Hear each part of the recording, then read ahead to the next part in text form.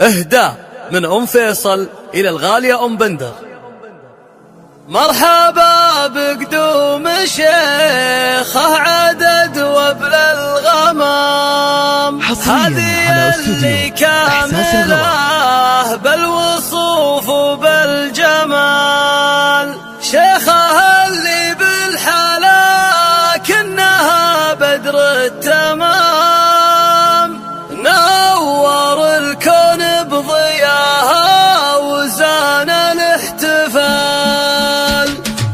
مرحبا بقدوم شيخه عدد وابل الغمام، هذه اللي كامله بالوصوف وبالجمال، شيخه اللي بالحلا كنها بدر التمام، نور الكون بضياها وزان الاحتفال. يا سمية جدتك شيخه بكل احترام، الكريمة الوافية شيخة في كل عام، جدتك بنت النشام أهل السيف الحسام، محتمين الذود يوم انها حرب وقتال، جدتك شيخه بها الطيب والعز استقام، كاسبه طيب المكارم مع طيب الفعال، فارقه في طيبها وبالكرم ذروة السنام، شيخه وهي شيخة بالفعول بلا جدال، وانت يا شيخه حفيدة رفيعين المقام، عزوة الدوشان والفعل باقي لا يزال، واشهد ان ابوك راعى الوفا نسل الكرام، كاسب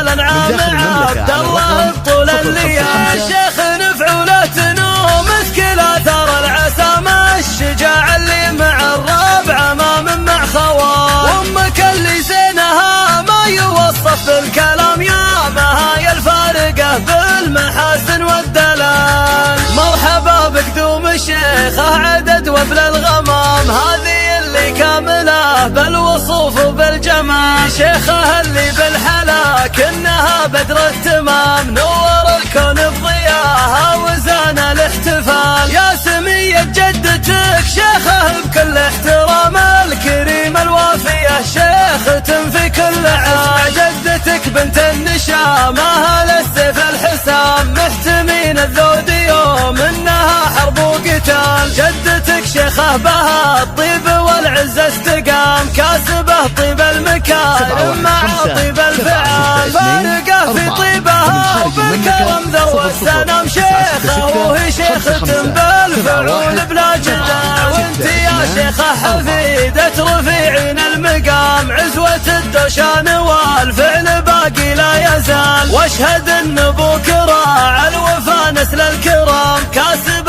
الانعام عبد الله بطول الليال، شيخ نفعولة